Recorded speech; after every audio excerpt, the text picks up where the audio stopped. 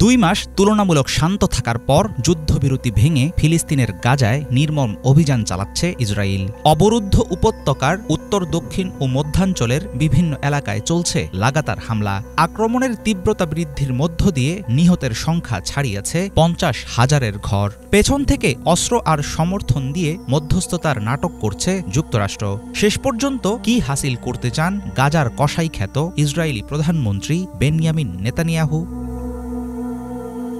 1948 সালে ইসরায়েল রাষ্ট্র প্রতিষ্ঠার পর থেকেই উগ্র ইহুদিদের স্বপ্ন মুসলমানদের সরিয়ে প্রতিষ্ঠা করা হবে অখণ্ড ইসরায়েল। সেই লক্ষ্য পূরণেই সন্ত্রাস দমনের নামে ফিলিস্তিনের গাজায় চালানো হচ্ছে ঠান্ডা মাথার পরিকল্পিত হত্যাকাণ্ড।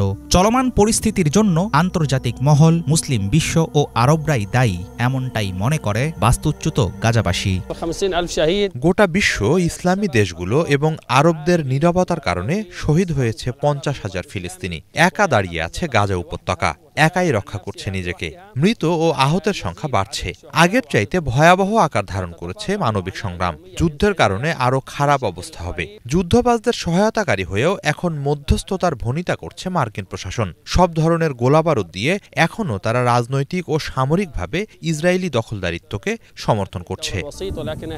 গাজায় গত 17 মাসের নির্বিচার আগ্রাসনে নিহত 50,000 ফিলিস্তিনির মধ্যে কেবল শিশুর সংখ্যাই 17,000-এর বেশি।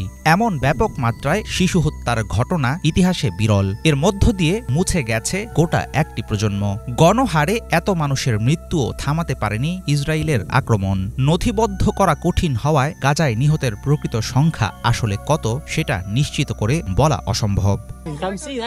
50,000 শহীদ হলেন, এদের কথা আমরা জানি। যাদের বিষয় জানি না তারা তো হিসেবের বাইরে। এই 50,000 শহীদ আমাদের মতোই বাঁচতে চেয়েছিলেন। এদের মধ্যে আছে যুবক, নারী ও শিশু। তাদের তো কোনো অপরাধ নেই। এই আগ্রাসন ভয়ানক অবিচার।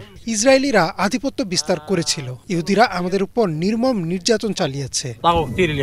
খাবার নেই, পানি নেই, নেই মাথা গোজার ঠাঁই। জীবনের নিরাপত্তা এখানে রীতিমতো বিলাসিতা। এমন মানবেতর পরিস্থিতিতেও গাজাবাসীকে করতে হচ্ছে বেঁচে থাকার লড়াই। নিজের দেশে শান্তিতে বসবাস করার আকাঙ্ক্ষাই কি ছিল ইসরায়েলি হামলায় নিহত ফিলিস্তিনিদের অপরাধ? আমরা জনগণ তো দোষী নই। আমরা কি অপরাধ করেছি যে 50 থেকে 60,000 মানুষকে শহীদ করা হয়েছে? 10,000 নিখোঁজ, আরও 50,000 আহত। আমরা কি করেছি? অনেক সংগ্রাম করছি আমরা। এবার একটু বিশ্রাম চাই, নিজেদের দেশে থাকতে চাই, একটু স্বস্তি চাই। অথচ পান করার জন্য 1 গ্যালন পানির পিছনেও দৌড়াইতে হয়। গ্যাস না থাকায় খাবারের বন্দোবস্ত করার জন্য ছুটতে হয় কাঠের লাকড়ি সংগ্রহে।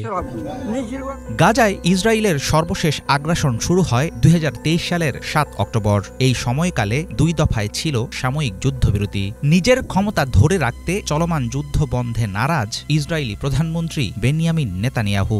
সাম্প্রতিক যুদ্ধবিরতি ভঙ্গের ফলে আবারও অনিশ্চয়তার মুখে পড়েছে গোটা পরিস্থিতি। হাফিজুল ইসলাম, বাংলা ভিশন।